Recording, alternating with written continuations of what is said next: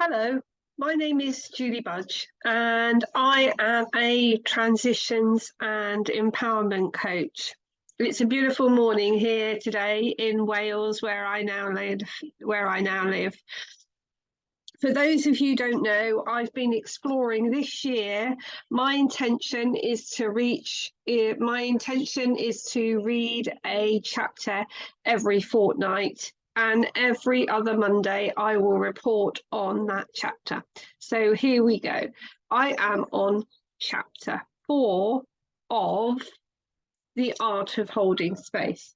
Now, if you remember, let me stop sharing for a second now so I can see this. Hi.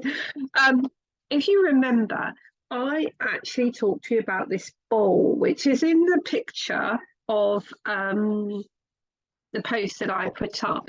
And if you look, this is the bowl she talks about, and she says that holding space is like this bowl. And the client is in here, and we represent this bit here. And the bits that what guide me and what supports you are the bits that is in this chapter today. So it's becoming the bowl that is the holding space. So this chapter is all about the muscles of that, what she calls the middle layer and the outer layer.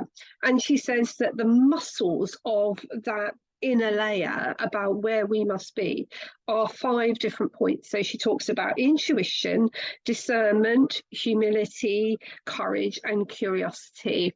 Absolutely loved reading this. So with intuition, she was just really talking about our gut feeling in holding space and being able to tap into that and being able to sharpen that process. But one thing that really made me think here, and I guess for you too, if you were looking at this, is that our own trauma can block that. For example, in me, I know that any form of rejection would trigger my trauma. I know that. So in intuition, it's a possibility that can be triggered and therefore block it. So it's being aware of that she's talking about and building that up. And you need to look for practices to sharpen that process, which I thought, yes, I do. The more practices that I can have where I can practice that intuition, the better, really, so that I can really begin to hold space much more impactfully. Discernment was what she talked about our ability to make judgment calls about when to ask questions and what questions to ask, really. And again, she talks about developing this by surrounding ourselves with people who are really good at that. And this goes back to things like having your own coach when you're a coach, and also about being in the presence of that kind of skill. Humility, she was talking about in relation to recognizing our mistakes and our weaknesses and having an equitable relationship, like almost accepting yourself as a lifelong learner, and you make that quite clear. And I love that. I've come from 30 years in the women's sector where we called it reciprocal working, where it's not me professional, you client, and it's like not me professional while you are in a mess and I'm holding space for you. It's that equitable space where I know I've got my strengths and weaknesses, I know what they are, I can make mistakes, I might not get this right, and I let that go a bit, and I have that kind of ability to make that clear that I'm not the expert in this subject. Courage was another one, and this is really big. This is about the courage to hold space, isn't it? About being with that messiness.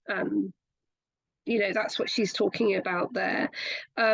When you really kind of want to run and hide. I can't say that's ever been my kind of work ethic. I've always been quite happy to sit with someone who's in a mess, and maybe that's 30 years of doing what I do. But it's worth thinking about. And obviously curiosity, I think, was the last one she put. And I wanted to read a little statement from her book here. She said, Um, well, it's not her that said. She says to check in with yourself about whether you're allowing curiosity to guide you. Ask yourself whether a quest for information is in the service to the other person's need for support or for your own need and information. This is something I used to teach a lot when I was running the Women's Centre. For to listen is to continually give up all expectation and to give our attention completely and freshly to what is before us, not really knowing what we will hear or what we will mean or what that will mean. In the practice of our days, to listen is to lean in softly with a willingness to be changed by what we hear. That's a quote from Mark Nippo, I think. Nippo. Okay, so then she talks about the outer layer. And that she only has two muscles, which are just like massive. When I was reading this chapter, I was thinking these two bits are like, whoa. She says one is mystery and one is community. So on the mystery side, she said we must come at this with a kind of spiritual understanding that whatever happens is bigger than us anyway, and that we need to pay attention to the energy and think about that kind of side of things. So that kind of is really important in this, is the mystery bit. You know, we might not understand everything. So it's the act of community that she always also talks about in this section.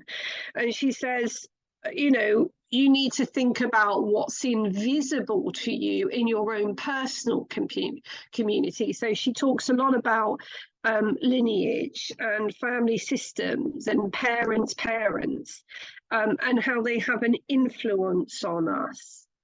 And sometimes this is not obvious, I guess. And in holding space, it's making sure that that is not coming to the fore. But of course, it's the understanding that everyone's part of a community and a bigger thing that leans on the next thing. And she put it beautifully here when she said, and this goes on actually to what she calls the glue between the layers. She's talking about trust. And she says that the glue that keeps all of this together is the trust between the parties. Leaning into and having trust between you is absolutely what needs to happen for the three bits of the bowl to come together.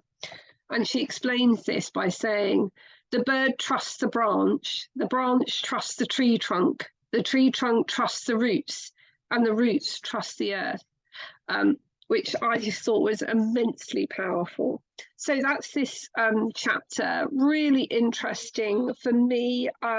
It kind of, triggered the thinking about feelings of rejection. Yeah, and I think that's a good piece of learning, that if I'm feeling like I'm being rejected, what happens to me? And at that point, I'm not holding space effectively. Yeah, so I'm working on that one. I hope that's been really useful, and do keep following me. Take care.